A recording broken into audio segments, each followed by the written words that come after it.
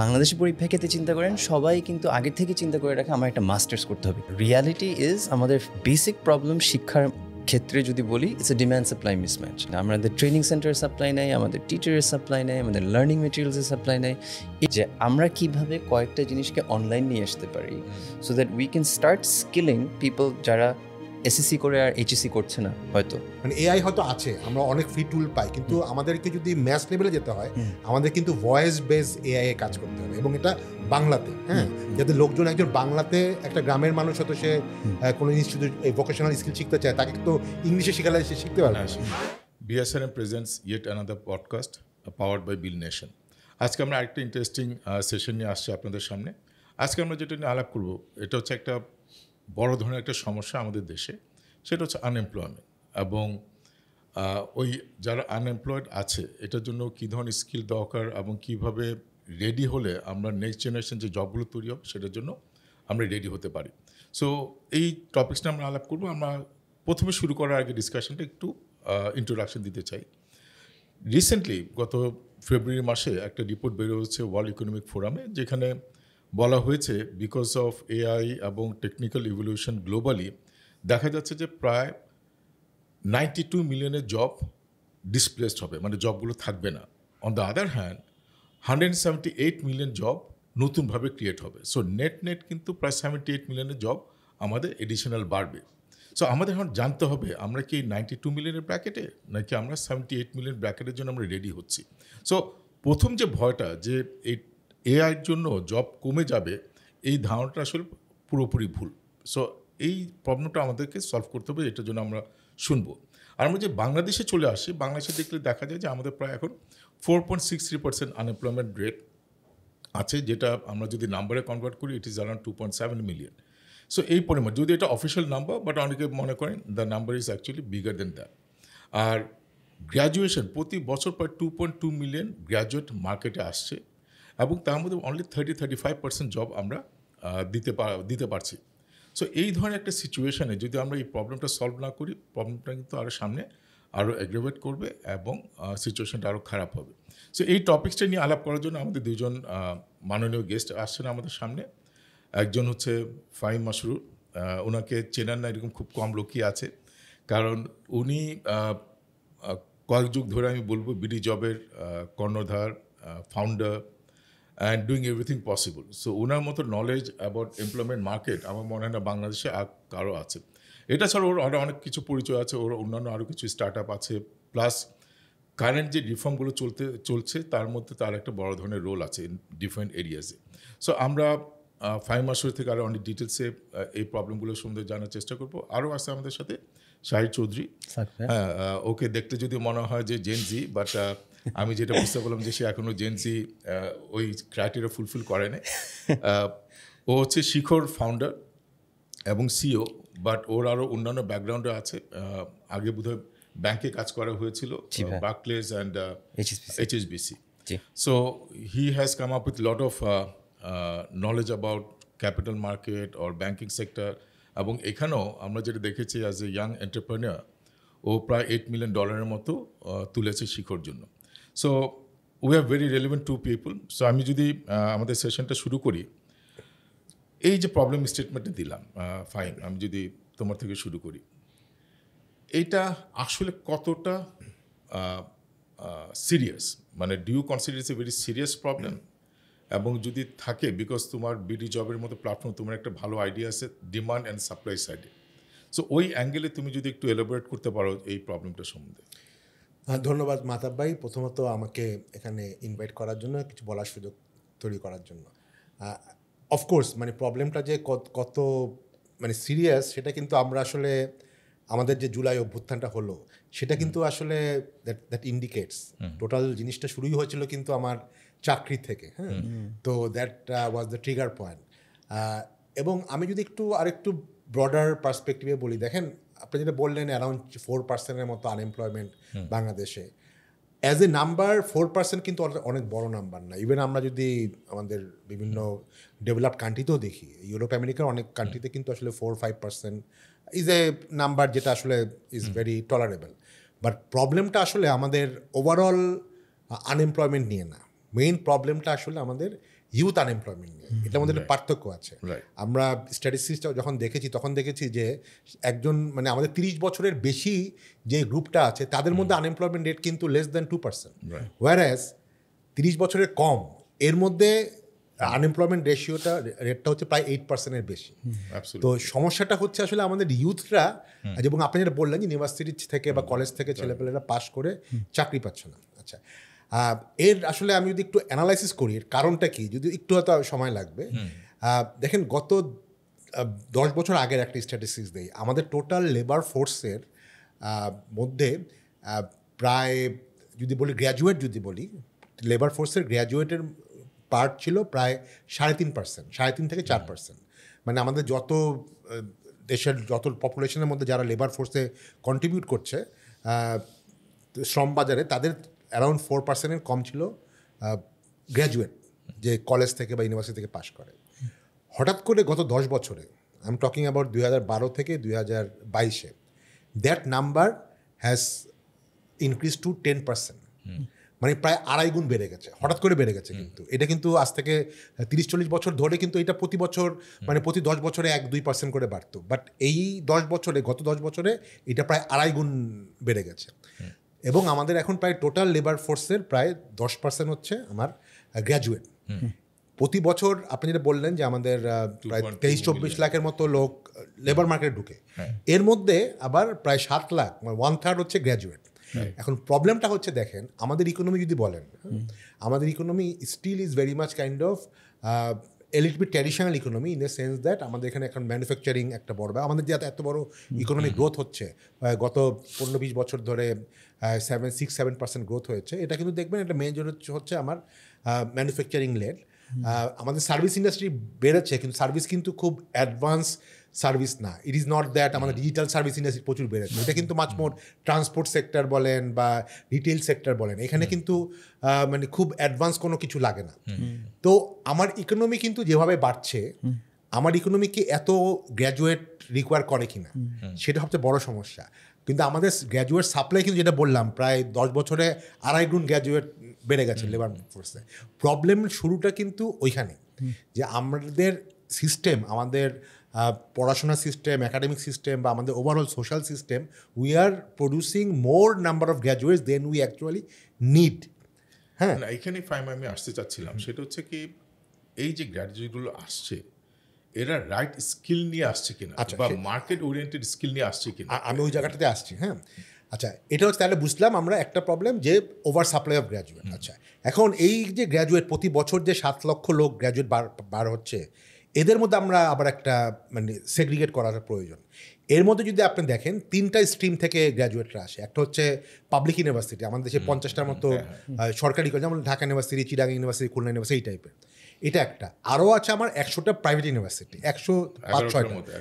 হ্যাঁ, তো এদের থেকে একটা বার হয়। হ্যাঁ, আরেকটা হচ্ছে আমাদের ন্যাশনাল ইউনিভার্সিটির আন্ডারে প্রায় 2200-র মতো কলেজ আছে, সেইখান থেকেও একটা সবচেয়ে বড় সংখ্যাটা বাইরে হয়। আমাদের হিসাবে বলছে আমাদের এই 7 লক্ষের মধ্যে প্রথম 2টা যেটা বললাম পাবলিক ইউনিভার্সিটি 50টা এবং 108-10টার মতো প্রাইভেট ইউনিভার্সিটি থেকে বার হচ্ছে মাত্র 35%। বাকি 65% কিন্তু বার হচ্ছে আপনার পাবলিক ন্যাশনাল ইউনিভার্সিটি আন্ডারে যে 2200-র মতো কলেজ আছে। এখন প্রবলেমটা কিন্তু আসলে এই থার্ড গ্রুপটা। আপনি যদি দেখেন আমাদের ডাটা যেটা আছে, যে পাবলিক ইউনিভার্সিটি এবং প্রাইভেট ইউনিভার্সিটির মধ্যে কিন্তু আসলে আনএমপ্লয়মেন্ট রেশিওটা আছে, এমন যে কম, মানে অনেক কম, বাট তারপরেও অত বেশি না। প্রাইভেট ইউনিভার্সিটি ছেলেপেলেরা দেখবেন হয়তো অনেকে পছন্দ মতো চাকরি পাচ্ছে না, কিন্তু সামহাও কোনো না কোনো জায়গায় ঢুকে যাচ্ছে 1-2 বছরের মধ্যে। আর পাবলিক ইউনিভার্সিটির ছেলেপেলেরা মেইনলি আসলে অনেক ক্ষেত্রে তারা চাকরি পেয়েও চাকরি করে না, কারণ তারা সবাই অনেক ক্ষেত্রে বিসিএস বা সরকারি চাকরিতে করে। মেইন প্রবলেমটা হচ্ছে যে আমাদের এই যে 65% মানে প্রায় 4.5 লক্ষর মতো ন্যাশনাল ইউনিভার্সিটির আন্ডারে যে কলেজগুলো আছে সেখান থেকে, এখন ওইখানে আসলে তাদেরকে কী পড়ানো হয়, যখন আমরা আরও অ্যানালাইসিস করলাম দেখলাম ওখানে এমন জিনিস পড়ানো হয় যেটার কোনো আসলে মার্কেট ডিমান্ডই নাই। সে আপনার ফিলোসফি পড়ানো হচ্ছে, সে মানে ইসলামিক হিস্ট্রি পড়ানো হচ্ছে, এমন কিছু পড়ানো হচ্ছে, ইভেন 9টা-10টা ল্যাঙ্গুয়েজ প্রোগ্রাম আছে। হ্যাঁ, তো আলটিমেটলি দেখা যাচ্ছে যে ওদের যেইগুলি পড়ানো হয় সেগুলোর কোনো ইন্ডাস্ট্রি কোনো ডিমান্ডই নাই, এবং অনেক ক্ষেত্রে তারা আসলে ক্লাসও করে না। আপনি বিভিন্ন মানে মফস্বল শহরগুলিতে যে কলেজগুলি আছে দেখবেন যা শুধু ভর্তি হয়ে থাকে, বছর শেষে পরীক্ষা দেয়, ক্লাসও তারা করে না, কারণ জানেন যে আসলে ক্লাস করার না করার মধ্যে কোনো পার্থক্য নেই। কিন্তু তারা কিন্তু গ্র্যাজুয়েট, এখন সমস্যাটা হচ্ছে যখন একটা ছেলে গ্র্যাজুয়েট হয়ে যায়, একটা সার্টিফিকেট হাতে থাকে, সে কিন্তু আবার সব জব করতে পারে না। তাকে যদি বলা হয় যে তুমি একটা গার্মেন্টসে জব করো, হ্যাঁ, বা একটা রেস্টুরেন্টে কাজ করো, সে বলবে আমি তো গ্র্যাজুয়েট, আমি এই কাজ করে কেন করবো? আমি গ্র্যাজুয়েট হয়েছি, অথবা আমাকে একটা অফিস জব নিতে হবে, আমি একটা সুন্দর অফিসে কাজ করব। তো সমস্যাটা হচ্ছে যে অ্যাসপিরেশন এবং তার মানে স্কিল বা ওই জায়গাটাতে। তো এই প্রবলেমটা কিন্তু আমাদের নিজস্ব একটা প্রবলেম তৈরি করেছি। তো যতক্ষণ পর্যন্ত আমরা এই গোড়ার জায়গায় ফিক্স করতে পারবো, আমরা তো অনেক কথা বলবো যে এই সমস্যা এভাবে সমাধান করা যায়, এটা হবে না। তো আমি জাস্ট এই পর্যায়ে একটা জিনিস দিয়ে শেষ করছি। আমাদের যেহেতু এত লোক, এই বছরে 7 লাখ গ্র্যাজুয়েটকে আমাদের ইকোনমি অ্যাবজর্ভ করার মতো ডিফিকাল্ট, কারণ আমাদের ইকোনমি আসলে এখন স্টিল ম্যানুফ্যাকচারিং বা এই জায়গাটাতে। আমার যেটা সলিউশনিস্ট পার্সপেক্টিভে বলি, আমাদেরকে আসলে এনকারেজ করতে হবে এই এত গ্র্যাজুয়েটদের মধ্যে একটা বড় অংশকে যাতে আমরা দেশের বাইরে পাঠাতে পারি বিভিন্নভাবে, এবং সেটার জন্য যেই পরিমাণ স্কিল দরকার সেটা নিয়ে আমরা তো ডিসকাস করবো। আমরা ডিসকাস করবো।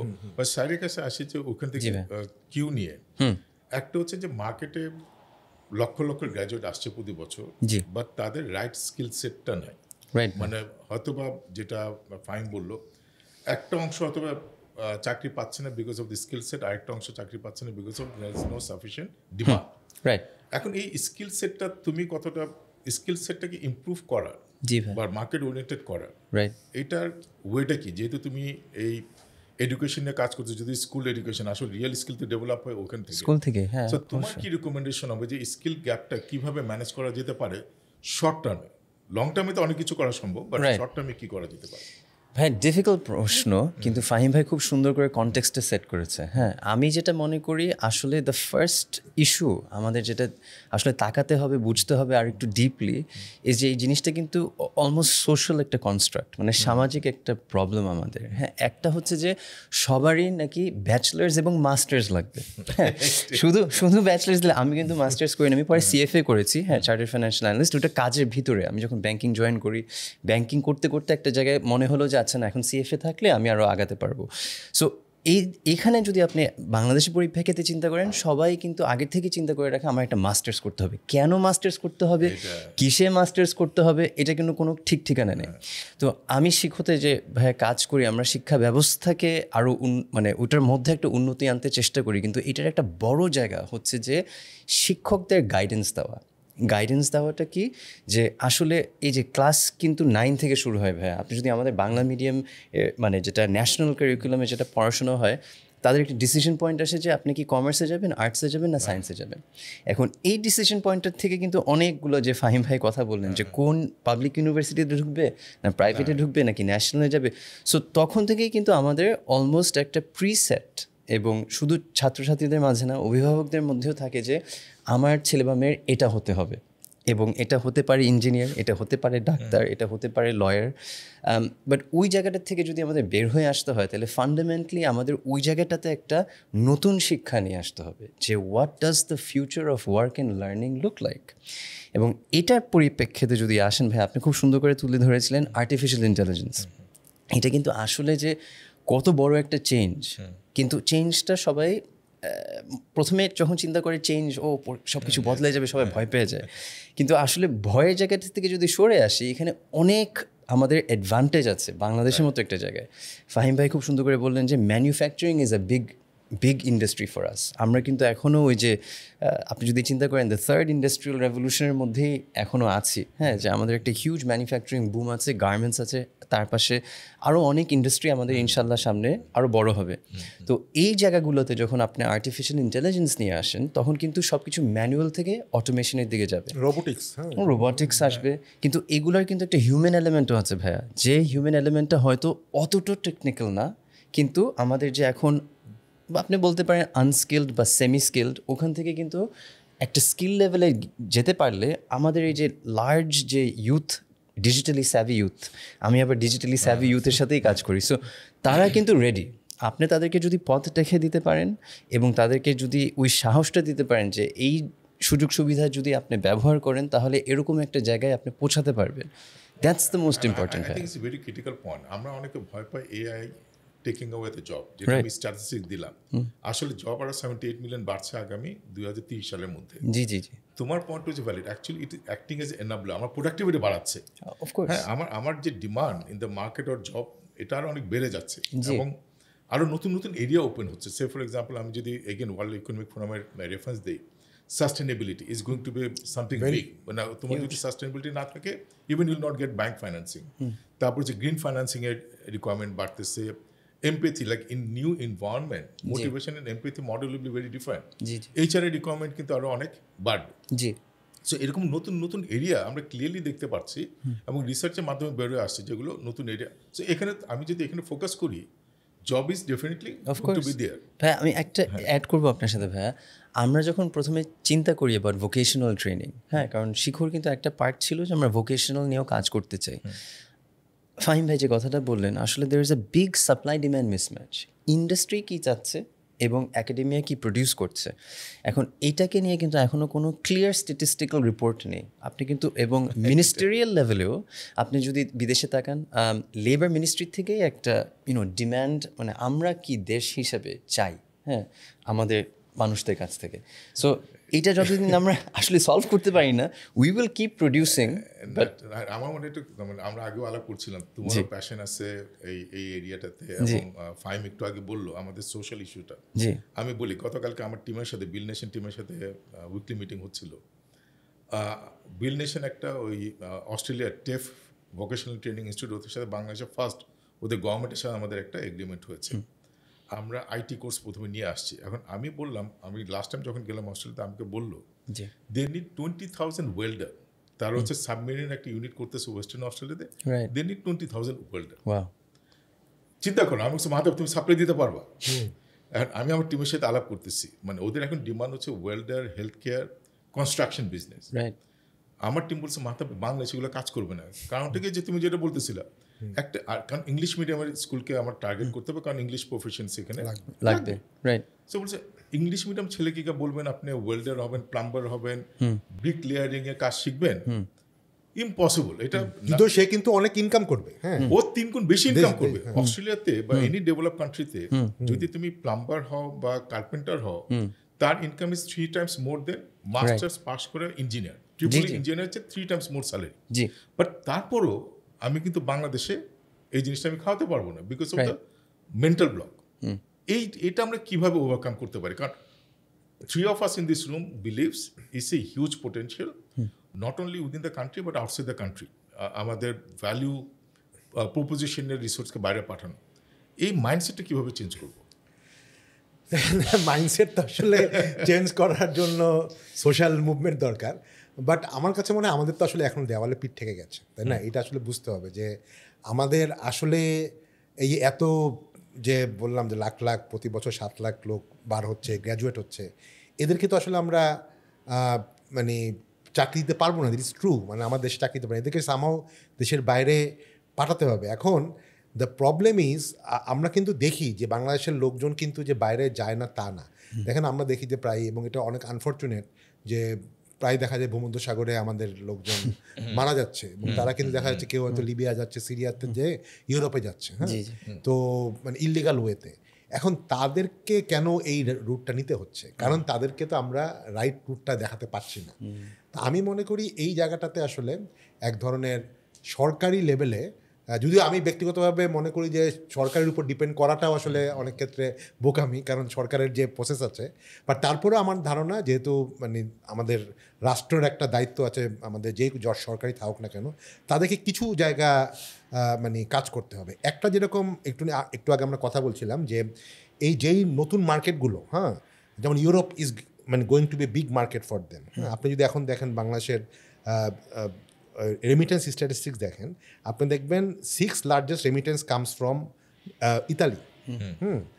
আপনার 11th লার্জেস্ট মানে রেমিটেন্স কামস ফ্রম ফ্রান্স। এটা আমার যখন দেখলাম আমি নিজে অবাক হলাম যে বাংলাদেশের এত লোক ফ্রান্সে আছে, এত লোক ইতালিতে আছে, কিন্তু এরা কিন্তু যাচ্ছে এবং এরা একটা বড় অংশ কিন্তু যাচ্ছে আসলে ইনফর্মালি, ইললিগালি, মানে লাইফ রিস্ক নিয়ে।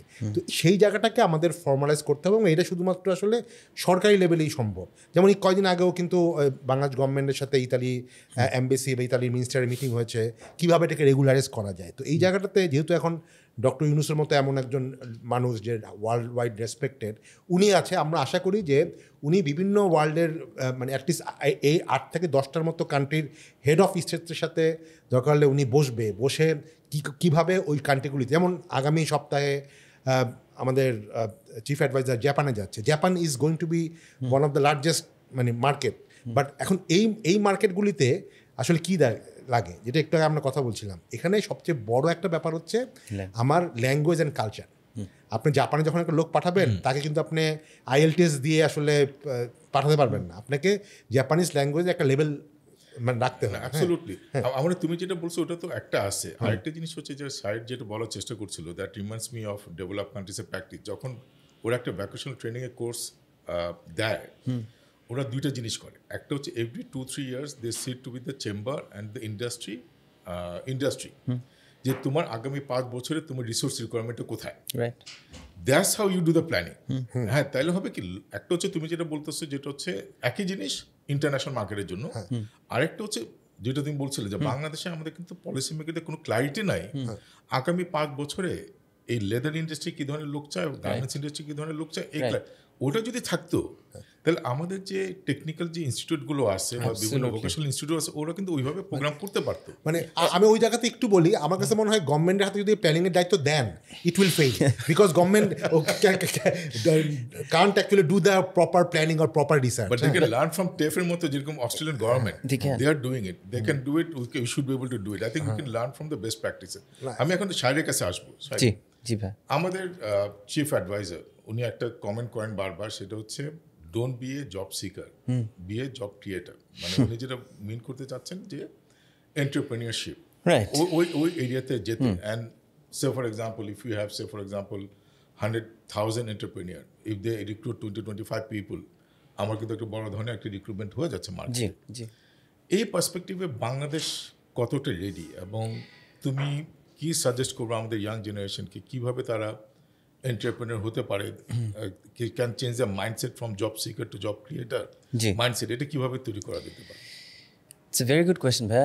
I mean, I've heard the chief advisor talk about this. Obviously, he's very passionate. Onar to ekta mane in a past life, microfinance was the big initiative, and what that was empowering people to become entrepreneurs. I think we microfinanced it. Dike jodi takan, that's the first thing that you need for entrepreneurship. Really, it's the access to finance. Kintu ekhane ekta boro kintu ache. Kintuta hocche it's micro. হ্যাঁ, আপনি যদি অন্টারপ্রেনারশিপের কথা চিন্তা করতে হয়, ওটার আগে ওই যেটাকে বলে ফ্যাক্টরস অফ প্রোডাকশন, আমাদেরকে ছোটোবেলায় ইকোনমিক্সে পড়াইছিল। হ্যাঁ, সো একটা তো ছিল অন্টারপ্রেনার, আর একটা মেইন যে জায়গাটাতে আমরা আই থিঙ্ক এখনও অনেক পিছিয়ে আছি ইজ ক্যাপিটাল। আমি এটা স্টার্ট আপ, আপনি বলেছিলেন $8 million আমরা তুলেছি বিদেশ থেকে। It's been very difficult, and I think there is মানে had this been in a different country it would have been a different story by now. কিন্তু আপনি যদি মাইক্রো অন্টারপ্রেনার্সের কথাও চিন্তা করেন, ওরা কিন্তু মাইক্রোই থেকে যাচ্ছে, বিকজ ব্যাঙ্কিং চ্যানেলস থেকে এখনও সেভাবে আমরা সে সুবিধা যেগুলো পাওয়ার কথা এখনও পাচ্ছি না। হ্যাঁ, ecosystem is not ready. Ecosystem is not supporting. That's the first point, Bhaiya. So the first point is the ecosystem isn't ready. Second point, আমি যেটা বলবো যে আমাদের যেটা ফার্স্টে কথা বললাম যে আমরা কালচারালি কিন্তু প্রোগ্রামড অনেকটুকুই, যে অ্যাকাডেমিকলি আমরা একটা জিনিস, আমরা GPA 5 পাবো, আমরা ইউনিভার্সিটি যাবো, এটা কিন্তু is very different from what you need for entrepreneurship. অন্টারপ্রেনারশিপে আসলে আপনি চিন্তা করতে হবে ক্রিটিক্যালি, আমি নিজে ইন্ডিপেন্ডেন্টলি ক্রিটিক্যালি অ্যানালাইজ করবো, অনেকগুলো সমস্যা হবে আমার, এই সমস্যাগুলোর সমাধান করে আমি একটা জায়গায় যাব। এখন ইফ ইউ আস্ক মি, এটা কিন্তু আসলে অভিজ্ঞতা ছাড়া প্রবাবলি হয় না। তো আমি যেটা বলবো, আমি নিজে যেটা দেখেছি, আমি 12 বছর ব্যাঙ্কিংয়ে ছিলাম ভাইয়া, সো 10 বছর বার্কলেস, 2 বছর HSBC-তে। আমার যে সুবিধা ছিল যে আমি অনেকের কাছ থেকে শিখতে পেরেছি, অনেক কিছু শিখতে পেরেছি, কিন্তু অন্যের টাকায় শিক্ষাটা হয়েছে। হ্যাঁ, সো এখন আমি যখন ভুলগুলো করছি, হয়তো ভুলগুলো একটু কম, কারণ আমি অলরেডি অনেক ভুল করে ফেলেছি, ভুল থেকে শিখেছি। সো একইভাবে আমাদের মতো একটা মার্কেটে যদি আপনি অন্টারপ্রেনারশিপকে মাস স্কেলে গ্র্যাজুয়েট লেভেল থেকে শুরু করতে বলেন, আসলে সবাই যদি ভুল করতে থাকে তাহলে কিন্তু মানে শিখবে কোথায়? হ্যাঁ, সো আই ডোন্ট থিঙ্ক আমাদের আসলে ecosystem wise we are ready two সবাইকে পুশ করা। মানে এটাও একটা, আই থিঙ্ক আমরা গত 10 বছর 15 বছরেও অনেক বড় একটা ফোকাস ছিল যে আমরা we are going to create entrepreneurs and start up entrepreneurs, তাও আবার হ্যাঁ। সো ওইটা তো মানে আমি মনে করি যে আসলে ডিজিটাল টেকনোলজিতে অতগুলো আমাদের স্পেস নেই to create that many entrepreneurs. এটা এক হিসাব। সেকেন্ড হিসাব হচ্ছে যদি আপনার এন্টারপ্রেনার ক্রিয়েট করতে হয় তাহলে first create the ground for them. And ওই গ্রাউন্ডটা হচ্ছে যে আসলে আমাদের কি কমপ্লায়েন্স এবং banking channels are ready to support. একটা জিনিস বলতে ইকোসিস্টেমে, তারপর আমি বলবো যে ইউ আর রাইট যে we can't expect everyone to come into entrepreneurship, তাহলে অন্য জায়গায় কাজ করবে কে? হ্যাঁ, সো কিছু লোক থাকবে জব সিকার, কিছু লোক থাকবে এন্টারপ্রেনারশিপে আসবে, যারা risk taker, they would prefer that. একটা সময় যদি আমরা জেনজি মাইন্ডসেটটা অ্যানালাইসিস করি, they will be more prone to this kind of entrepreneurship. যারা ইন্ডিপেন্ডেন্স চায়, তারা তাদের নিজের ওয়েতে কাজ করতে চায়। 2-3টা যদি টিপস দেওয়া হয়, ধরো আমাদের এই টার্গেট গ্রুপের কেউ বলে যে না আমরা তারা অলরেডি ডিসাইডেড এন্টারপ্রেনার হবে, আই ডোন্ট থিঙ্ক আমাদের existing curriculum is no way educate them in for that matter. ও যদি সেলফ রেডিনেসের কথা আমরা চিন্তা করি, 2-3 ইয়ার্স ডাউন দ্য লাইন তারা মার্কেটে এন্টারপ্রেনারশিপে শুরু করবে, 2-3টা টিপস দাও যেটা ওদের কাজে লাগতে পারে। না, আমি বলবো যে if you are made up your mind এন্টারপ্রেনারশিপে আসলে করা উচিত। If you made up your mind করা উচিত, মানে ভয়টাকে সরায় ফেলেন। যতক্ষণ শুরু করবেন শুরুর থেকে শিখতে হবে, কিন্তু যে মার্কেটগুলোকে আমাদের অ্যাড্রেস করতে হবে it should be something that has a real problem. আমাদের অনেক সময় সমস্যাটা হয়ে যায় যে আমরা একটা অন্যখানে দেখি দেশে বা বিদেশে, তারপর মনে করি যে না ওখানে হয়েছে আমরাও করব। কিন্তু বাংলাদেশে যদি আপনি ব্যবসা করতে চান, ব্যবসা হচ্ছে basically you are providing somebody a solution. একটা রিয়েল সলিউশন বের করেন এবং এইটাকে যদি আপনি লেগে থাকতে পারেন, মানে সত্যিকারের অর্থে, মানে মন থেকে, হ্যাঁ, তাহলে ইভেনচুয়ালি আপনি দেখবেন যে আস্তে আস্তে ওই জায়গাটাতে যেতে পারবেন যেখানে you are creating value for someone and therefore you are getting something back in return. So আমি বলবো যদি entrepreneurship করতে হয় এবং দরকার, এরকম অনেকজনই আছে, but please do it for the right reasons. Do it for trying to solve a problem you are passionate about. Real problem in Bangladesh context. জি আচ্ছা, ফাইন। এখন you know both side of the story, like employer কি চায় market থেকে or এমপ্লয়ীদের কাছ থেকে, and এমপ্লয়িরা কি মার্কেটে আসতেছে। তোমার বিটি জবের এক্সপিরিয়েন্সে কি বলে, গ্যাপটা কোন জায়গাটা, এমপ্লয়ার এক্সপেকটেশন এবং এমপ্লয়ি? আমার কাছে মানে সবচেয়ে বড় গ্যাপ, অফকোর্স একটা গ্যাপ তো আছে স্কিলের ব্যাপারে। হ্যাঁ, আমরা যা পড়াশোনা করে আসছি, দুই একটা পয়েন্ট যদি কোন কোন স্কিল গ্যাপে তাদের গ্যাপটা তুমি চোখে পড়ে বেশি? আমি মানে যদি বলি যে আমাদের পড়াশোনার যে সিস্টেমটা আছে এবং এমপ্লয়াররা আসলে অনেক ক্ষেত্রেই they require the person who is joining to be much more detail oriented, যেটা আমাদের আসলে কালচারালি কিন্তু আমরা খুব ডিটেল ওরিয়েন্টেড না। হ্যাঁ, যদি বলেন মানে আমি নিজেও অনেক ক্ষেত্রে ওটা নিজের থেকে শিখেছি যে অনেক ক্ষেত্রে আমরা আসলে একটু উপরে থাকি, মানে কোনো একটা জিনিসের ভিতরে যাই না, এবং আমাদের একাডেমিক জায়গাগুলোতেও আসলে ওই খুব ডিটেইল লেভেলে, মানে একেবারে যেমন সে ফর এক্সাম্পল, এবং এর একটা জিনিস কিন্তু আমরা দেখি যে আমরা আসলে খুব ডেটা ড্রিভেন না। হ্যাঁ, আপনি দেখবেন একটা লোকজন কেউ একটা সেলসে কাজ করছে, সে মনে করে ডাটা অ্যানালিসিস করা তো আমার কাজ না, আমি হচ্ছে সুন্দর একটা প্রেজেন্টেশন হবে, চাকচিক্য প্রেজেন্টেশন হবে, ভালো করে কথা বলতে পারবো, অটুকি এ মার্কেটিং গায়ের জব। বাট মানে আপনি তো অনেক রোল নিয়ে এসছেন, বাট এখনকার মার্কেটিং কিন্তু পিওরলি ডেটা ড্রিভেন। এখন একজন মার্কেটিংয়ের পার্সনকে, প্রফেশনালকে কিন্তু খুব ভালো ধরনের ডেটা ক্রাঞ্চিং স্কিল থাকতে হবে, কারণ কোন মার্কেটে কোথায় অপরচুনিটি সেটা তাকে খুব ডিপে ঢুকতে হবে। তো এই জিনিসটা আসলে আমার কাছে মনে হয় যে ডেটা ড্রিভেননেস এবং খুব ডিটেল ওরিয়েন্টেশনের একটা ঘাটতি থাকে। এটা সে অ্যাকাউন্টিং প্রফেশনালও থাকে, আবার সেলসেও থাকে, অন্যান্য জায়গাতেও থাকে। তো সেটা একটা জেনারেল একটা ব্যাপার বললাম। আরেকটা হচ্ছে একটা মানে অ্যাসপিরেশনাল ব্যাপার। হ্যাঁ, মানে আমি দেখি যে আসলে ফ্র্যাঙ্কলি এটা আসলে একটা বড় সমস্যা যে আমাদের মানে যেই কর্পোরেট সেক্টর যদি বলেন, ফ্র্যাঙ্কলি আমাদের কিন্তু কর্পোরেট, যদি এটা অন্য ডিটেলে ডিসকাশনে চলে যাচ্ছে, আমাদের কর্পোরেট প্রফিটেবিলিটি কিন্তু আসলে অত বেশি না। আপনি যদি আমাদের মানে apart from few multinational companies, বাংলাদেশের জেনারেল মানে বিজনেস লোকাল যে গ্রুপগুলি আছে বলি, বা লোকাল মাঝারি বা ছোট কোম্পানিগুলোর প্রফিটেবিলিটি কিন্তু অত বেশি না। এখন যে প্রবলেম হচ্ছে, তারা কিন্তু যেই স্যালারিটা অফার করতে পারে একটা ফ্রেশ গ্র্যাজুয়েটদের বা ইভেন একটা মিড লেভেল গ্র্যাজুয়েটদের, সেইটা দেখা যাচ্ছে যে অনেক ক্ষেত্রে একটা মাল্টিনেশনাল বা ইভেন গভর্নমেন্ট স্যালারি থেকেও কম।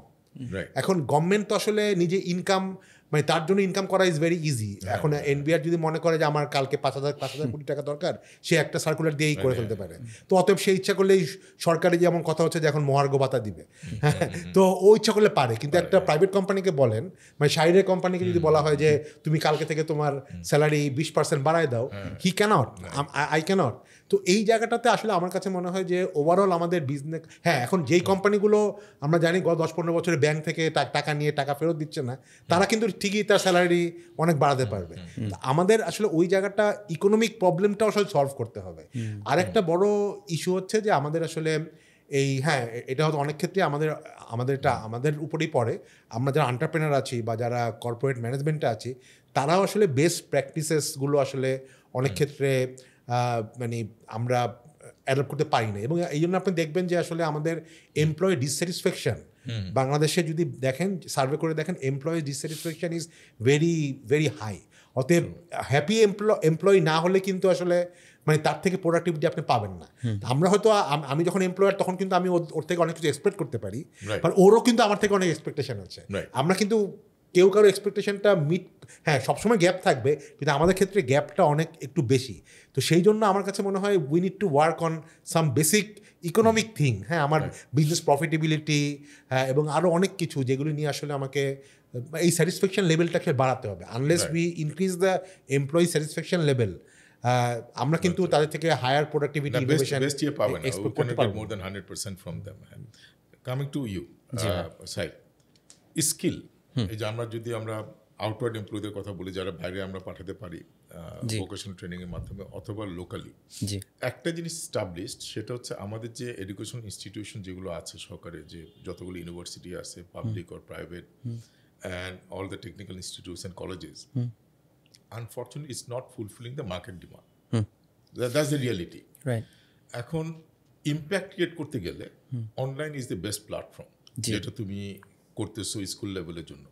অ্যান্ড তোমার অলরেডি ভিশন আছে যে তুমি ওই আউটওয়ার্ড এমপ্লয় যারা আছে তাদেরকেও হেল্প করতে চাও, যেটা ফিলিপিনে খুব সাকসেসফুলি করে। ফিলিপিনে কিন্তু কেউ ল্যাঙ্গুয়েজ এডুকেশন না নিয়ে কেউ বাইরে যেতে পারে না।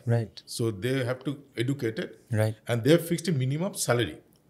বাইরে কেউ যদি ফিলিপিনো কাউকে নিতে চায়, এর চেয়ে কম স্যালারি হলে নিতে পারবে না। That's how maintain the quality control and ensure the value they get. Absolutely. So এই ব্যাপারে তুমি কিভাবে এই স্কিল, মানে ফার্স্ট অফ অল অনলাইন কতটা ইম্প্যাক্টফুল, যদি না হয় what are you doing about it? কারণ that's the way you can take the skill to the home of people. Absolutely. এটা নিয়ে তোমার প্ল্যানটা কি? ভাই ভেরি ভেরি ইম্পর্ট্যান্ট। মানে আমাদের কিন্তু ভাই প্রথম থেকে ভিশন ছিল অলমোস্ট লাইক 3টা সর্ট অফ ভার্টিক্যালে। আপনি যদি চিন্তা করেন, অ্যাকাডেমিক্স ইজ দ্য কোর, কারণ এখানে একটা হিউজ পপুলেশন, আপনার 42 মিলিয়ন আছে ফর্মাল স্টুডেন্টস যারা বাংলায় শিখছে, বাংলাদেশি ন্যাশনাল কারিকুলাম। এর বাইরে আপনি যদি দেখবেন যে এখানে আসলে 1.8 মিলিয়ন কিন্তু টিভেট স্টুডেন্টস আছে, হ্যাঁ, মানে technical and vocational education training. তার মধ্যে আমাদের মাইগ্রেন্ট পপুলেশন, যা প্রবাসী যাদের কথা বলি আমরা, অলরেডি কিন্তু এখন 10 মিলিয়নের মতো, মানে ডিপেন্ডিং অন আপনি যে নাম্বারগুলো দেখেন এরকমই আনুমানিক, এবং প্রতি বছর আমাদের 1 মিলিয়নের মতো যাচ্ছে। ইন্টারেস্টিংলি আপনি যদি গত বছর দেখেন ফাহিম ভাই, এটা একটা ইন্টারেস্টিং স্ট্যাটিস্টিক। জাপানিজ, আপনি কথা বলছিলেন একটু আগে, হ্যাঁ, language is very second most popular course in training course in these technical training centers. True. So it already is answering our question, kintu there is demand. There is demand for it. Kotha hocche je apni kotogulo training centre বানাতে পারবেন। So going back to your point ভাইয়া, আসলে online ছাড়া আমাদের দেশে উপায় নেই ভাইয়া। মানে that's the point I am trying to say, কারণ এটা ইম্প্যাক্ট ক্রিয়েট করবে এত, আর ওখানে তো গ্রামের লোকজন বিদেশে যাচ্ছে, সেখানে তো এবং ছড়ানো ছিটানো ভাইয়া, ছড়ানো ছিটানো। সো আমাদের এরকম একটা জায়গায়, মানে রিয়ালিটি ইজ আমাদের বেসিক প্রবলেম শিক্ষার ক্ষেত্রে যদি বলি, it's a demand supply mismatch. আমাদের হিউজ ডিম্যান্ড, আমাদের সাপ্লাই দিতে পারছি না। আমাদের ট্রেনিং সেন্টারের সাপ্লাই নেই, আমাদের টিচারের সাপ্লাই নেই, আমাদের লার্নিং মেটেরিয়ালসের সাপ্লাই নেই। এর উপরে আপনি যদি দেখেন, আসলে আমাদের এডুকেশন বাজেট অনেক ছোটো, 1.6% of our total GDP, which is like 8 billion, এবং আমাদের 25 ইয়ার্সের নিচে হচ্ছে 85 মিলিয়ন মানুষ, তার মানে $100 না প্রতি মানুষের জন্য। তো আমরা কীভাবে একটা, মানে এটাকে আমরা যদি করতে হয়, we have to figure out মানে আমি যেটা বলি শর্টকাট, আপনি অন্যভাবে দেখতে পারেন, লিপ ফ্রগ করতে হবে। লিপ ফ্রগ যদি করতে হয়, আমাদের digital education is the bridge. তো অ্যাকাডেমিক্স নিয়ে আমরা এই পর্যন্ত যেগুলো বানিয়েছি ভাইয়া, আপনি কিছু চিন্তা করবেন পুরো একটা বিল্ডিংয়ের মতো। টেকনোলজি কিন্তু একটা অলমোস্ট একটা বিল্ডিংয়ের মতো। আপনার প্রথমে চিন্তা করতে হয় যে টিচিং কীভাবে করব, অনলাইনে টিচিংটাকে কীভাবে নিব, তার উপরে API scalability, data warehousing, artificial ইন্টেলিজেন্সকে ইন্টিগ্রেট করা, তার উপরে হচ্ছে আপনার effectively all the front end, laptop, app, এটা সেটা। তা আমাদের কিন্তু এগুলো বানানো শেষ, এবং আমরা যে ইনভেস্টমেন্টটা তুলেছি এগুলো মোটামুটি এই ইনভেস্টমেন্টটাই করেছি। তো পরবর্তীতে আমরা এখন যখন ভবিষ্যতের কথা চিন্তা করি, তখন দেখবেন যে একটা নতুন সেগমেন্ট যদি আমাদের ধরতে হয়, অবশ্যই আমাদের তাদেরকে নিয়ে আরও ডিপলি চিন্তা করতে হবে যে তাদের কী দরকার, কিন্তু টেকনোলজিটা কিন্তু বানানো। সো আমরা এখন যে জায়গাটাতে আছি ভাই, আমি যখন সামনে তাকাই, অবশ্যই academics is still going to be our core focus, কারণ এখানে অনেক বড় একটা প্রবলেম সলভ করতে চেষ্টা করছি, কিন্তু সাথে how can we create training modules that supplement আমাদের offline training centres for vocational এবং ফর আমাদের এই প্রবাসী। কিন্তু প্রবাসীদের যেটা আমরা এখন দেখছি, আপনি একটা ভালো আরেকটা স্ট্যাটিস্টিক দিই, কাতারে the most in demand job was accountants আমাদের দেশ থেকে। তো দেখেন, দিতে পারলে কিন্তু আছে, there is a demand. And going back to ভাই আপনি যেটা বললেন, how do we get local ডিম্যান্ডের আসলে job demand and how do we get প্রবাসী জব ডিম্যান্ড, আমাদের দোনোটাই বুঝতে হবে। এবং এই দুটো যদি করতে পারি, আমরা অফলাইন অনলাইন মিলে কিন্তু একটা সিস্টেম অলরেডি বানাতে পারবো ভেরি কুইকলি ভাইয়া। Okay. If we do it in partnership, I think partnership is the way forward. Mostly partnership with the government, like because তোমার যে একটা পয়েন্ট বললা যে 1.6% of spending is GDP spending হচ্ছে এডুকেশনে। জি, I think that's a serious bottleneck. জি, আমরা যদি really আমাদের জনগণকে আমরা রিসোর্স হিসেবে কনসিডার করি, এখানে স্পেন্ডিং বাড়াইতে হবে। $100 per head is not a big some of money. এবং ভয়টা কি ভাই, আমরা হয়তো বলতে চাই যে আমরা বাড়াবো, এন্ড হয়তো কয়েকজন চায় আসলে বাড়াতে, কিন্তু এটা তো একটা ইকোনমিক রিয়ালিটি। আমাদের তো অন্য জায়গাগুলোতে না ঠিক করলে এটা বাড়াতে পারবো না। কিন্তু আমরা যেটা করতে পারবো আজকে পাবলিক প্রাইভেট পার্টনারশিপে, অবশ্যই এখানে আপনি অনেকগুলো জায়গা যেগুলো অলরেডি অ্যাট স্কেল ফর সরকারিভাবে, এই জায়গাটাতে আমরা ডিজিটাল নিয়ে যেতে পারবো। কিন্তু এটাও বলবো যে বেসরকারিও কিন্তু অনেক প্রতিষ্ঠান আছে, টেকনিক্যাল ট্রেনিং সেন্টার বলেন, আপনি স্কুলসগুলোকে বলেন। সো প্রতিটা জায়গায় কিন্তু আমরা এখন অ্যাজ ডিজিটাল পার্টনার্স, এবং আমার সবচেয়ে বড় আশা হচ্ছে যে এটাকে যদি কোলাবোরেটিভলি সবাই দেখতে পারে, তাহলে digital must be the future, এবং ওইটা করলে আমরা হিউম্যান ক্যাপিটালটাকে আনলক করতে পারি। আমি শুধু এখানে একটা অ্যাড করি, অফকোর্স আই এগ্রি দ্যাট আমাদের বাজেট এখন 1.5 থেকে যে আমি যদি এখন 5% করতে চাই, ভেরি ডিফিকাল্ট। হয়তো এটা 2% করবো, 2.5% করবো, কিন্তু এই যে ইভেন 1.5টাও যে আমরা করছি, এইটার কিন্তু ব্যাপার দেখেন, ভেরি ইন্টারেস্টিং। আমাদের কিন্তু এখন অনেক গ্রামেগঞ্জে দেখবেন, অনেক সব জায়গায় কিন্তু দেখবেন একটা সরকারি স্কুল বিল্ডিং, বড় বিল্ডিং আছে, অ্যান্ড অনেক জায়গায় টিচাররা বলছে বা সরকারি এডুকেশন মিনিস্ট্রি থেকে বলছে অনেকখানে এনাফ স্টুডেন্টও তারা পাচ্ছে না, কারণ অনেক কিন্তু প্রাইভেটে চলে যাচ্ছে, অনেক কিন্ডারগার্টেনে যাচ্ছে বা মাদ্রাসায় যাচ্ছে। তো এখন কিন্তু আসলে আমাদের ফ্র্যাঙ্কলি আর নতুন কোনো বিল্ডিং দরকার নাই, নতুন স্কুল দরকার নেই। এখন হচ্ছে যেই বিল্ডিংগুলো আছে সেখানেই যাতে আমার একটা ভালো টিচার থাকে, হ্যাঁ, বা তার ফ্যাসিলিটিগুলি থাকে। ইভেন কারণ আলটিমেটলি কিন্তু এই জায়গাটাতে অলরেডি প্রাইভেট সেক্টরে যেরকম এডটেক প্ল্যাটফর্মগুলো কিন্তু অলরেডি এই মানে টেকনোলজিক্যাল ডেভেলপমেন্ট, প্রোডাক্ট ডেভেলপমেন্ট কাজটা করে ফেলেছে। এখন গভর্নমেন্টের তো আর দরকার নাই নিজেই একটা এডটেক প্ল্যাটফর্ম তৈরি করে কয়েক কোটি 50-60 কোটি টাকা দিয়ে একটা সফটওয়্যার তৈরি করা। এগুলি কিন্তু অলরেডি ওরা তৈরি করে ফেলেছে। গভর্নমেন্ট হয়তো ওদের সাথে একটা পার্টনারশিপে যাবে যে ঠিক আছে, তুমি আমার এই 10 লাখ লোককে এই মানে ই লার্নিং ফ্যাসিলিটি দাও, তুমি প্রতি স্টুডেন্টের জন্য একটা টাকা তোমরা পাবা, কথার কথা। হ্যাঁ, তো এই জিনিসগুলো আসলে আমাদের করতে একটু আমাদের out of the box disruptive thinking করতে হবে। মানে যেভাবে আমরা চলেছি, কারণ এখানে একটা ব্যাপার আছে, এখানে একটা ইনসেন্টিভ স্ট্রাকচারও ছিল। আপনি দেখবেন যখনই একটা স্কুল হয়, এর পিছনে লোকাল লোকজনের একটা ব্যবসা থাকে, মানে কন্ট্রাক্টারদের একটা ব্যবসা থাকে। এই জন্য কিন্তু দেখবেন সরকারের পক্ষ থেকে এই বাজেটটা, লিমিটেড বাজেটটাও ব্যবহার করা হয় ইনফ্রাস্ট্রাকচার, বিল্ডিং, এগুলোর জন্য। এইখান থেকে আমাদের আসলে সরে আসতে হবে, এবং আমরা একটা মনে করি যে এইটাই সময়, আসলে এই সরকারের সময় এটাই সময়। কমপ্লিটলি এগ্রি এটার সাথে। এই ওই মাইন্ডসেটটা থেকে না বের হয়ে আসতে পারলে, এবং ডিজিটাল যে একটা ইনফ্রাস্ট্রাকচার, মানে আমার কথা তোমার সাথে আমি এগ্রি করি, ডিজিটাল ইনফ্রাস্ট্রাকচার একটা ইনফ্রাস্ট্রাকচার, সো এটাকে ফোকাস করে ওইটাকে ডিফোকাস করতে হবে, নাইলে কিন্তু আমরা ওই অ্যান্ড ইউ নো আমাদের বাংলাদেশে যেরকম মানে বালিশ নিচে থেকে উপরে উঠাতে 12,000 টাকা লাগে কনস্ট্রাকশন।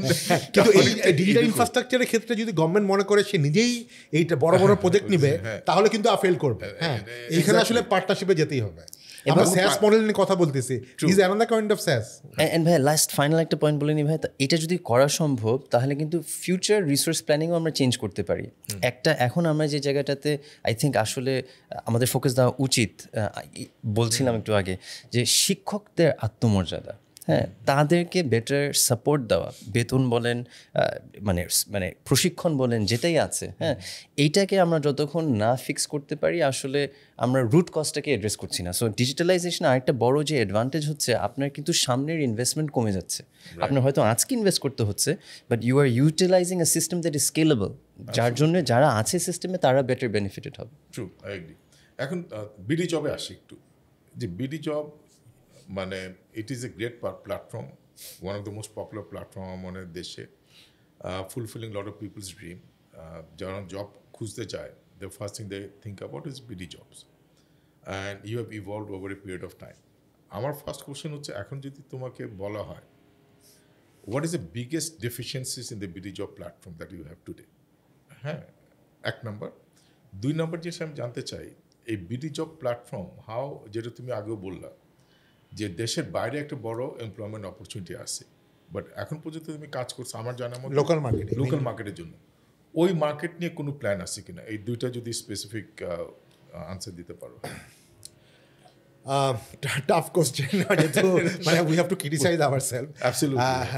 না মানে বিডি জবসের আসলে একটা জায়গায় আমাদের অফকোর্স মানে যে কোনো টেকনোলজি প্রোডাক্ট কোম্পানির মতো, আর টেকনোলজি এত আসলে চেঞ্জ হচ্ছে, মানে লোকজন কিন্তু আমাদের আসলে টেকনোলজি হয়তো ইন্ডাস্ট্রি অত তৈরি হয়নি, কিন্তু আমাদের কিন্তু একটা টেক স্যাভি পপুলেশন তৈরি হয়েছে। হ্যাঁ, সে ফর এক্সাম্পল ইভেন আমাদের প্ল্যাটফর্ম বলি বা শিখো প্ল্যাটফর্ম বলি, যেই লোকটা বিডি জবস বা শিখো ইউজ করছে সে কিন্তু আবার ফেসবুকও ইউজ করছে, হ্যাঁ, সে গুগল ইউজ করছে, সে কিন্তু তার মেন্টাল এক্সপেকটেশন থাকবে যে আমি যাতে গুগল বা ফেসবুকের মতো মানে ইউজার মানে এক্সপিরিয়েন্স ভালো পাই। হ্যাঁ, তো সেই জায়গায় কিন্তু আমাদের আসলে কম্পিট করতে হয় ওই লেভেলের গ্লোবাল প্ল্যাটফর্মের সাথে। পারপাস ডিফারেন্ট, কিন্তু তার এক্সপেকটেশনটা তো একই থাকে।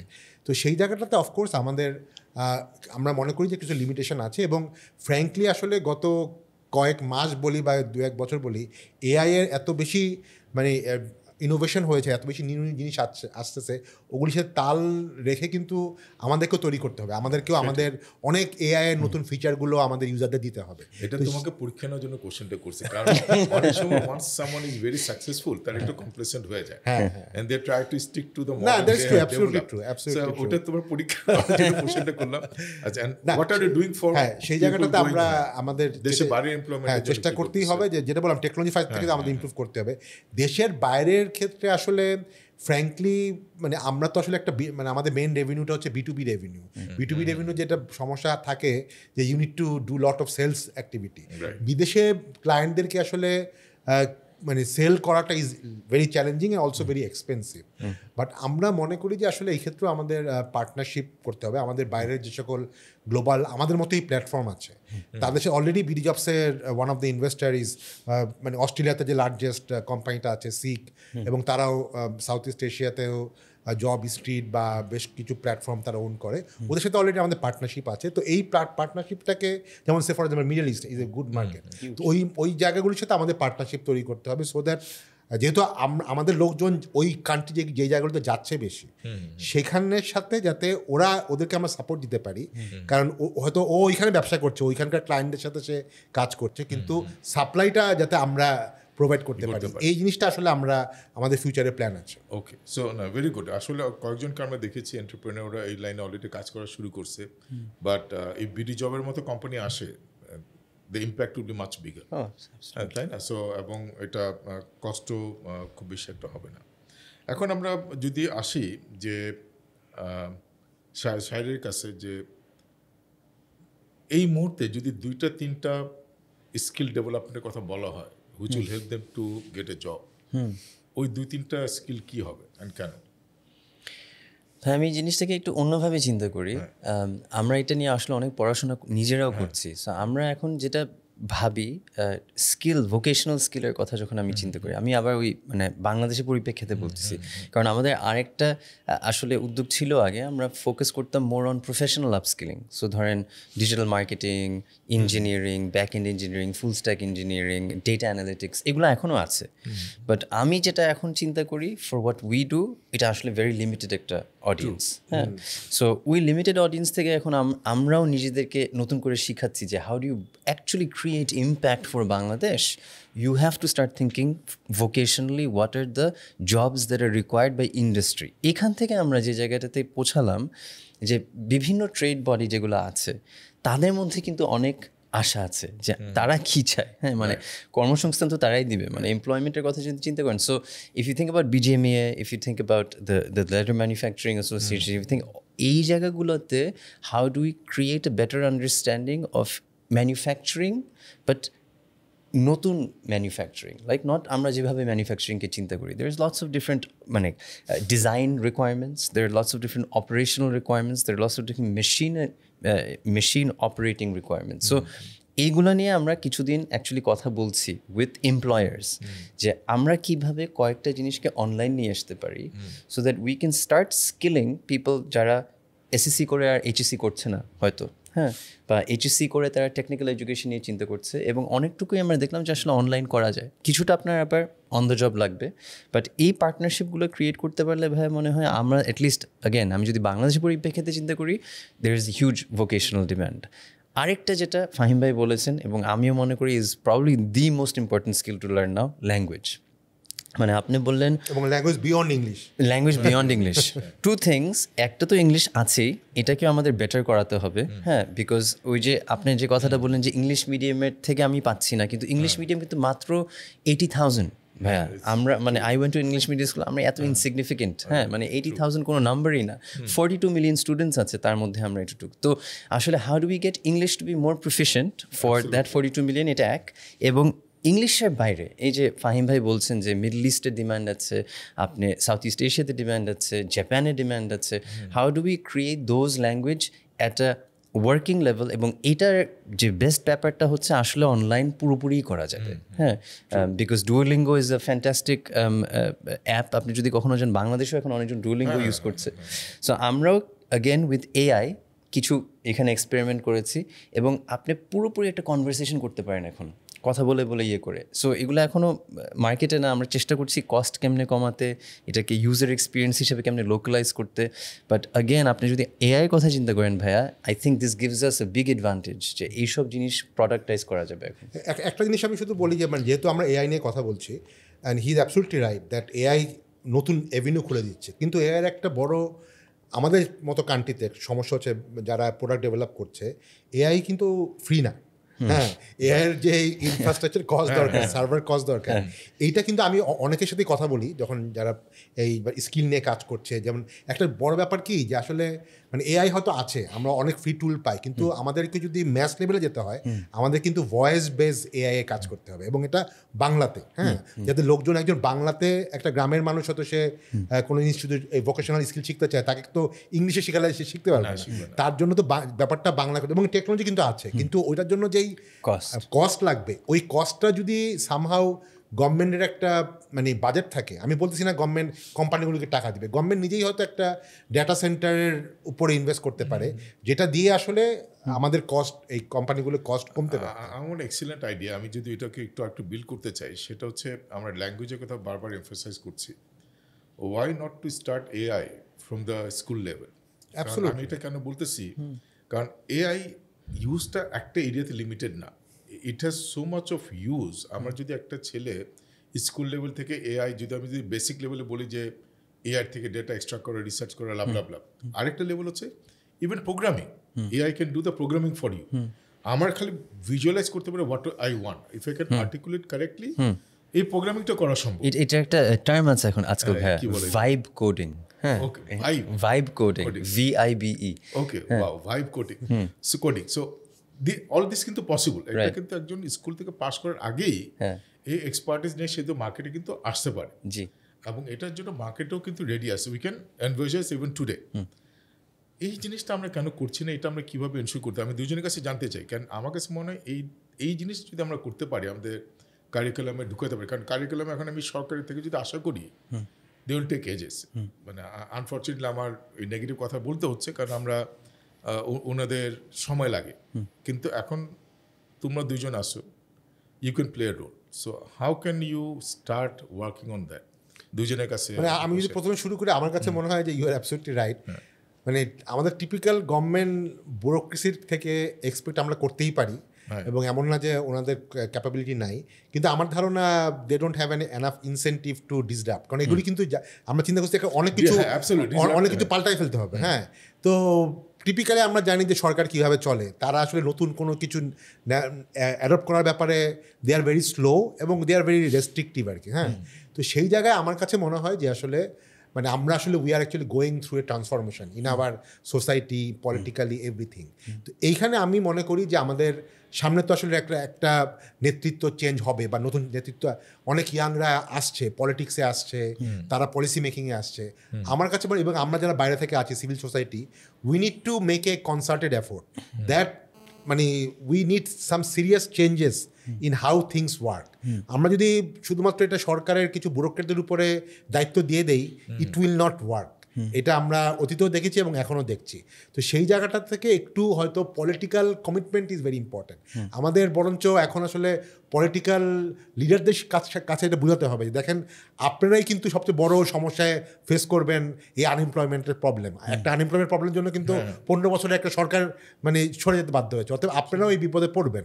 If you really want to solve the problem, you need to be creative in solution.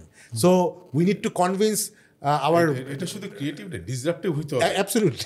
আমরা এত পিছিয়ে আসি, এখন আমরা যদি ডিসরাপটিভ না হই, এই পিছানোটা তো আমরা কভার করতে পারবো না, তাহলে আজীবনে আমরা কিন্তু পিছিয়ে থাকবো। ভাই এইটাই মানে আপনি একদম রাইট কথাটা বললেন যে ডিসরাপশন ছাড়া এখন আর কোনো উপায় নেই। উইভ রিচড দ্যাট পয়েন্ট, হয়ে গেছে, মানে we've cross that bridge already. তো এখন আমরা যে আর্টিফিশিয়াল ইন্টেলিজেন্স নিয়ে ভাইয়া আমি আসলে অনেক এক্সাইটেড ছিলাম 1 বছর আগে। হ্যাঁ, যে যখন শুরু হলো তখন আমি যেটা বুঝতে পারছি যে মানে আপনি যদি সিলিকন ভ্যালির দিকে তাকান, তারা এত ক্যাপিটাল রেজ করছে ফর ইনফ্রাস্ট্রাকচার। এক্সাইটেড আমি কেন হয়েছি, কারণ আমি তখন বুঝলাম যে আসলে একটা পয়েন্টে এসে এই জিনিসগুলো কমোডিটাইজড হয়ে যাবে, মানে এই যে দাম কমে যাবে। মানে ফাহিম ভাই যেটা বললেন এটা সবচেয়ে ইম্পর্টেন্ট ব্যাপার। প্রোডাক্ট এখন বানানো যাচ্ছে না কারণ আসলে দামটা এখন একটু বেশি, কিন্তু আপনি 2 বছর 3 বছর পর চিন্তা করেন, আসলে আমি নিজেও জানি না যে কি সম্ভব হবে with the AI tools that we will get, so cheap হয়ে যাবে। অন্যদিকে আপনি যে ব্যাপারটা বলছেন এটাও একটা ভেরি ইম্পর্টেন্ট জিনিস, যে আসলে মানুষের বুঝছেই না যে এআইটা কীভাবে ইউজ করতে পারি। আজকে আমরা ইন্টারনালি শিখতে প্রত্যেকটা ডিপার্টমেন্টকে এখন আলাদা আলাদা শেখাতে হচ্ছে যে মার্কেটিং আপনি কিভাবে অগমেন্ট করবেন। আমরা এটাকে বলি এআই অগমেন্টেশন। হ্যাঁ, আগে যারা মানে ধরেন একটা ইমেজ বানাতে আমাদের অনেকক্ষণ লাগতো, চিন্তা করতে হতো, ওটা এখন 2 সেকেন্ডে হয়ে যাচ্ছে। কপিরাইটিং খুব মানে অলরেডি গোছানোভাবে আমাদের কপিরাইটিং হয়ে যাচ্ছে। হ্যাঁ, সো এআই কিন্তু অলরেডি একটা জায়গায় ওয়ার্কফোর্সকে ইম্প্যাক্ট করছে, কারণ তারা যদি এটাকে না অগমেন্ট করতে পারছে তারা পিছিয়ে যাচ্ছে। সো ঠিক একইভাবে আপনি যখন স্টুডেন্টদের কথা বলছেন, আমাদের আসলে কারিকুলাম কি really is made for the future anymore? I don't think so ভাই। It's not. আগেও ছিল না, এখন তো একদমই না। তো আমার বাচ্চা কাচ্চারা দের 6 and 3 নাও, তারা বড় হতে হতে আসলে কি ইউনিভার্সিটি আগের মতো থাকবে নাকি, কনসেপ্টই থাকবে কিনা, মানে এটা একটা বিষয় রিয়েলি মানে to be scared about but also be excited about. হ্যাঁ, মানে দোনোটাই। সো ফাইনাল যে কথাটা আমি বলতে চাচ্ছি ভাইয়া, যে the point is artificial intelligence আসলে সব কিছুকে বদলিয়ে দিবে। আমরা কি এখন হাত দিতে পারবো নাকি এটা আমি জানি না, যে আমি বলতে পারবো না আপনাকে যে কি করা দরকার, কারণ জিনিসটা এত তাড়াতাড়ি চেঞ্জ হচ্ছে যে 3 বছর পর একটা ডিফারেন্ট দুনিয়া হয়ে যেতে পারে একদম। শুধু একটা জিনিস আমি এখানে এই পয়েন্টটা বলি, মানে সরকারের রোল যেহেতু কথা বলছি, সরকার কিছু করে দিবে না, কিন্তু সরকার যাতে মানে অ্যাটলিস্ট পলিসিটা ঠিক রাখে। হ্যাঁ, সে যেমন আপনি টেলিকম নিয়ে অনেক কাজ করেছেন, এখনও করছেন। মানে দেখেন, আমরা বলছি যে গ্রামের স্কুলে আমরা চাই এআই নিতে, তো আলটিমেটলি ওইখানে তো লোকজনের হাতে স্মার্টফোন নেই, ওইখানে তো মানে data is very expensive, MB কিনে। তো আমার পয়েন্ট হচ্ছে যে মানে যদি এটা অন্য ডিবেট হয়ে যায়, বাট এখনও কিন্তু আমরা জানি যে সরকারের যে ট্যাক্স পলিসি বা সব কিছু ইজ ভেরি এক্সপেন্সিভ, যেটাকে আমার গ্রাসরুট লেভেলে ইন্টারনেট নেওয়ার জন্য। তো এটা কিন্তু আসলে one kind of common product, একটা ন্যাচারাল গুডস ইন্টারনেট হওয়া উচিত। তো এবং সরকার কিন্তু দেখা যায় সংবিধান সংশোধন কমিটিতে বলা হয়েছে যে ইন্টারনেটটাকে একটা মৌলিক অধিকার। তো আমার কাছে মনে হয় সেই জায়গাটা তো আমাদের কাজ করতে হবে সরকারকে, বা আমরাও তো পুশ করতে হবে যাতে একেবারে রুরাল লেভেলের। আমি আসলে ইন্টারনেটের দাম 10 টাকা বেশি বাড়লো কমলো আমার জন্য ফ্যাক্টর না, কিন্তু গ্রামের যে কৃষকের ছেলেটা বা মেয়েটা তার জন্য কিন্তু আসলে একটা প্রাইস, একটা ফ্যাক্টর। অ্যাবসলিউটলি আমার মনে হয়। আর এখানে আমরা যেটা দেখেছি গত 9 মাসে, আমরা অনেকেই people like you me and আমি শাহিরকেও দেখছি বিভিন্ন জায়গায় ভলেন্টারিলি কিন্তু আমরা সাপোর্ট করার চেষ্টা করছি, সরকারের সাথে কাজ করছি, এবং আমার মনে হয় আমাদের মতো আরও অনেকে এরকম কাজ করছে এবং কাজ করতে রাজি আছে। এখানে কিন্তু আমাদের পার্সোনাল ইন্টারেস্টের জন্য আমরা করছি না, আমরা মনে করি it's an opportunity to support the government. But এখন তো ওনাদেরও কিন্তু একটা অ্যাডাপ্টেবিলিটি থাকতে হবে। হ্যাঁ, আমরা কিন্তু প্রাইভেট সেক্টর থেকে নিঃস্বার্থভাবে লোকজন হেল্প করতে আছে, সো এটা আমার মনে একটা কোলাবোরেশনের দরকার আছে। না, আমরা almost towards the end of the program. আমি আবার যেটা বলতে চাই সেটা হচ্ছে আমরা যে লাস্ট আমি 2টা কোশ্চেন করবো before getting to rapid fire. আমাদের একটা র্যাপিড ফায়ার রাউন্ড আছে, বাট ওইটার আগে আমি বলবো যে মানে প্রথমে ফাহিমকে, যে একজন ইন্টারভিউ দিতে গেলে which are the 2-3 things that person must keep in mind to be successful in the interview? এবং শাহিরকে বলবো, যদিও বিভিন্নভাবে ডিসকাশন আসছে, কোন 2-3টে স্কিল, কেউ যদি 3 মাসের মধ্যে মার্কেটে আসে বা যারা already unemployed trying to find a job, কোন 2-3টে স্কিলতে এই শর্ট টার্মে সে ডেভেলপ করতে পারে, এইটার ব্যাপারে তুমি বলবো। So Fahim, over to you. আচ্ছা, মানে আমি যদি বলি যে আসলে ইন্টারভিউর ক্ষেত্রে পার্টিকুলারলি যে ইন্টারভিউ ফেস করছে তাকে আসলে এমপ্লয়ারকে কনভিন্স করতে হবে যে সে তার জন্য কতটুক ভ্যালুয়েবল। হ্যাঁ, যেটা অনেক ক্ষেত্রে আমরা দেখি যে আসলে সে মানে নিজেকে ডিফেন্ড করে সে কতটুক ভালো। হ্যাঁ, সে কতটুক ভালো থেকে আসলে মানে সে কেন এই অর্গানাইজেশনে ভ্যালু ক্রিয়েট করতে পারবে, তার লাভটা কি হবে। হ্যাঁ, তো সেটা আসলে ওই ব্যাপারটা বুঝতে হবে। হ্যাঁ, তো সেটা একটা জিনিস। আরেকটা হচ্ছে যে অনেক ক্ষেত্রেই এমপ্লয়াররা কিন্তু অনেক ভালো ক্যান্ডিডেটকেও নেয় না, কেননা ও কথা বললেই বুঝবে যে তার আসলে কমিটমেন্ট নাই। মানে আমি বলছি না একজন লোককে সারা জীবন তার এখানে চাকরি করতে হবে, বাট অ্যাটলিস্ট হয়তো এমপ্লয়ার প্রথমে বুঝবে যে এ তো আসলে 3-4 মাস পরেই আমার অর্গানাইজেশন থেকে লিভ করবে। তো এটা কিন্তু অনেক ছোট ছোট এমপ্লয়ারের জন্য একটা বড় মানে একটা রিস্ক পয়েন্ট। তো সেইটাও কনভিন্স করতে হবে যে না, আমি অ্যাটলিস্ট আপনার কোম্পানিতে মিনিমাম 1 থেকে 2 বছর থাকবো, ভ্যালু অ্যাড করবো। তো এই দুইটা আমার কাছে মনে হয় যে মানে কুইক টিপস। হ্যাঁ ভাইয়া, সো আমি শিখর পরিপ্রেক্ষিতেই বলি না, মানে মানে স্কিলস যেটা আমি এখন মনে করি যে খুবই মানে ইম্পর্ট্যান্ট থাকা সবারই আসলে। হ্যাঁ, মানে আপনি যদি অফিসের ক্ষেত্রে কাজ করতে চান, মাইক্রোসফট এক্সেল বা গুগল শিটস এবং মাইক্রোসফট পাওয়ার পয়েন্ট, হ্যাঁ, এই দুইটা আমি আসলে বেশি ভ্যালু করি, কারণ ওইটা থটসগুলোকে অর্গানাইজ করতে, মানে এনি ডিপার্টমেন্ট আপনি যাই করেন, ছোট কাজ করেন বড় কাজ করেন, এখানে একটা রোল আছে। সো এই যে যখন আপনি মানে মানুষদেরকে ইন্টারভিউ করি, আমি দেখি যে অনেক সময় তারা বেসিক্সটাই জানে না, ডেটা অ্যানালিটিক্স নিয়ে কথা বলতেছে, এত কিছু নিয়ে কথা বলতেছে, কিন্তু একটা অর্গানাইজড একটা প্রেজেন্টেশন দিবে যে এই জিনিসটা কিন্তু একটা টেকনিক্যাল স্কিল। সো এই স্কিলটাকে আপনি চর্চা করতে পারবেন। এটা অনেক কোর্স আছে, ইউটিউবে অনেক কিছু আছে। সো আই উড সাজেস্ট যে এই দুইটা টুলসে খুবই প্রফিশিয়েন্ট হয়ে যান। আর তার বাইরে আমি যদি এখন বলতে চাই যে if you are looking for exciting roles, data analytics, Fahim ভাই বলেছেন, is one of those things that you can take anywhere within most digital data organizations, because data is gold. আপনি যদি ডেটাকে ম্যানিপুলেট করতে জানেন, ডেটাকে মানে আন্ডারস্ট্যান্ড করে এটাকে প্রেজেন্ট করতে পারেন আর এটাকে নিয়ে কাজ করতে পারেন, তাহলে কোনো এরকম আসলে চাকরি নেই আর যেটা করতে পারবেন না। And the final point is communication. এইটা কিন্তু কেউ বুঝে না যে আপনি জিনিয়াস হতে পারেন, আপনার মাথায় সব কিছু জানা আছে, কিন্তু এই স্প্রেডশিটে কী আছে এটা আমি ফাহিম ভাইকে যদি বুঝাতে না পারি, ওখানেই খেলা শেষ। সো কমিউনিকেশন কেমনে করবেন অনেকভাবেই আসলে শেখা যায়, বাট মেইন কথা হচ্ছে যে try going out there and trying to explain very complex things in a simple way. না, চমৎকার আমরা ইনপুট পেলাম। আমরা আজকে BSRM presence yet another podcast powered by Bill Nation, চমৎকার ডিসকাশন হচ্ছে, এবং আমার মনে হয় আমাদের যারা নতুন এমপ্লয়মেন্ট খুঁজছেন বা আনএমপ্লয়েড আছেন অনেকদিন ধরে, তাদের জন্য চমৎকার কিছু আমরা টিপস পেয়ে গেলাম। আমরা এখন we are almost towards the end of this program. Rapid fire round আমাদের একটা আছে। দুজনকে 5টা করে কোশ্চেন করবো, লেটস সি। হ্যাঁ, আরো বেশি করতে চাইলে করা যাবে। ফাহিম ভাইকে কয়েকটা বেশি করেন। আচ্ছা, মানে ফাহিম থেকে যদি শুরু করি, 18 বছরের বয়সের নিচে তাদের একটা স্কিল যদি ডেভেলপ করতে বলা হয়, কোন স্কিলটা ডেভেলপ করবে? বছরের নিচে 18 বছরের নিচে, হ্যাঁ। I think like communication. Communication, কারণ এটাকে আমি এক্সপ্লেন করবো। না, এক্সপ্লেন করা যাবে। ফাইন। নেক্সট হচ্ছে most over hype career in Bangladesh right now. Most over hype marketing. Okay, interesting. Marketing, আপনার ফ্রেন্ড কলিগরা কিন্তু আপনাকে এটা নিয়ে খুব একটা পছন্দ করবে না। বিপদে ফেলে দিচ্ছেন সবাইকে ভাইয়া। Remote work, blessing or bubble? I think it's blessing. AI or MBA? Oh definitely AI. Easy হয়ে যাচ্ছে এটা ভাইয়া। Let him off. Job seekers biggest red flag in an interview? মানে জব সিকারের জন্য এটা কোন জিনিসটা রেড ফ্ল্যাগ ডিউরিং ইন্টারভিউ আর কি? ডিউরিং ইন্টারভিউ মানে রেড ফ্ল্যাগটা কি, মানে ওয়ান মাস্ট নট ডু? মানে যেটা বললাম যে oversell yourself. Okay, don't oversell. Yeah, over to you. ইজিগুলা দিন ভাইয়া। Worst advice you keep hearing about jobs? Worst advice,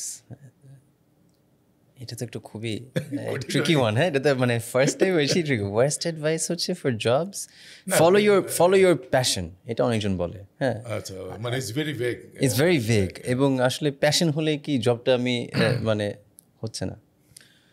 A job that will not exist in next 5 to 10 years. But you can say few jobs. Controversial হতে পারে ভাইয়া। No, it's okay. I think auditing. হ্যাঁ, auditing. Really I agree. Yeah.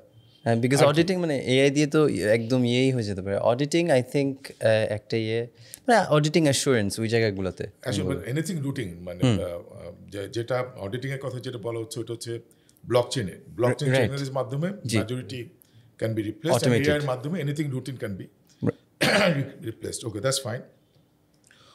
One website every unemployed person must follow. Oh, very good. Other than BD job. I know that. I was going to say BD jobs, but just ঠিক আছে। মানে অনেক ধরনের skills websites আছে ভাইয়া। I would say YouTube actually, because YouTube is one of the best platforms, যেখানে অনেকগুলো channel আছে, আপনি ফলো করতে পারেন ফর ডিফারেন্ট মানে motivation and different learnings and different skills. Absolutely. ওখানে যেরকম টেড টক আছে, তারপর হার্ভার্ডের বা বিভিন্ন স্ট্যানফোর্ডের এডুকেশন আছে, এগুলো আছে। জি। So yes, very good answer. তারপর হচ্ছে your personal career low and high? My personal career, let's focus on the personal career low and what you learn from that. Oh, great question, back. Great question. So personal career low বলবো যে আমি মানে I was in product control in banking, in the investment bank. Okay. It was a horrible role. হ্যাঁ, মানে সারাদিন I used to just basically reconcile different profit and losses. এবং আমার আসলে I was not very good at it, or yes, আমি বলবো যে লোটা এটা ছিল, what I learned from it was you genuinely need to enjoy what you do. So আমি ওটার পর থেকে I was convinced যে I am not an accountant. So I moved as far away from that as possible. But that was probably my lowest. It was my second job ever. Okay, excellent. And high? Oh, hi. Hi to what I'm doing right now. Shiko, no, it's but it did deeply. আমি যেটা মনে করি যে এখন actually I left banking because I was looking for purpose. এটা আপনাকেও আগে বলেছি. I think বাংলাদেশে আমরা it's tough entrepreneurship, but it gives you a lot of things back when things go right. So আমাদের I'm very passionate about what I do now. Okay. Now last question হচ্ছে যে unemployed যারা আছে এখন বা যারা এমপ্লয়মেন্ট মার্কেট আসবে, 3-word advice. 3-word advice for যারা unemployed? Keep working hard. নিবন্ধনের সময় 3-word advice সবাই জানে, না চাকরির ক্ষেত্রে কি হবে? চাকরির ক্ষেত্রে I think keep working hard work I think is very underrated bhaiya. মানে nobody is going to give you a job for free. So yeah. Excellent. আমার মনে হয় আজকে আমরা চমৎকার একটা সেশন হলো, এবং দুইজন ভেটারানের কাছ থেকে আমরা শুনলাম they are already quite successful in their own field, এবং ওনাদের যে নলেজ এক্সপিরিয়েন্সগুলো শেয়ার করলো, আমি শিওর আমাদের যারা এখন জব মার্কেটে আছেন বা জব, আমি বলবো এমপ্লয়ার এমপ্লয় বোথ সাইডে কিন্তু এটা খুবই একটা ইউজফুল ডিসকাশন হয়েছে। And we can see it's a big problem আমাদের নেশনের জন্য, এবং এটাকে ট্রান্সফর্ম করতে গেলে আমাদের কিছু ডিসরাপটিভ কিছু অ্যাকশন নিতে হবে। এবং অনেক জায়গায় দেখা যাচ্ছে যে আমরা সলিড কিছু আনসার পাইনি। আমি প্রবলেমগুলো আমরা খুব ক্লিয়ারলি আইডেন্টিফাই করেছি, কিন্তু ওয়ে ফরওয়ার্ডগুলো কিন্তু আমরা ওই কনফিডেন্টলি বের করতে পারছি না যে এটা হতে যাচ্ছে 3 বছর বা 5 বছরে। But we understand the problem. But এটা নিয়ে কাজ করতে গেলে যেটা দরকার, আমাদের সরকার এবং প্রাইভেট সেক্টর আমরা সবাই যদি একসাথে কাজ করি, এই ডিসরাপশনটা কিন্তু পসিবল। এবং যে ধরনের ইয়াং প্রফেশনাল আসছে সাইডের মতো, এবং ক্রিয়েটিভ মাইন্ড আছে ফাহিমের মতো, এরকম আরও অনেক আছে আমাদের মধ্যে, আমরা যদি একসাথে মিলে কাজ করি, বাংলাদেশে এই ডিসরাপশনটা আনা সম্ভব। অপরচুনিটি কিন্তু হিউজ, মানে আমরা বাইরে এমপ্লয়মেন্টের কথা বলি, দেশে এমপ্লয়মেন্টের কথা বলি, অপরচুনিটি কিন্তু শেষ নাই। সো আমরা right policy, right direction and right guidance যদি আমরা পাই, এই প্রবলেমটা আমরা খুব অল্প সময়ের মধ্যেই সলভ করতে পারবো, সেই আশাই রাখি। এবং আমরা সবাই মিলে একসাথে কাজ করি, সবাইকে সাহায্য করার চেষ্টা করি, আমরা একটা শুদ্ধ বাংলাদেশ গড়ে তুলব, এই আশাই রাখি। ধন্যবাদ সবাইকে।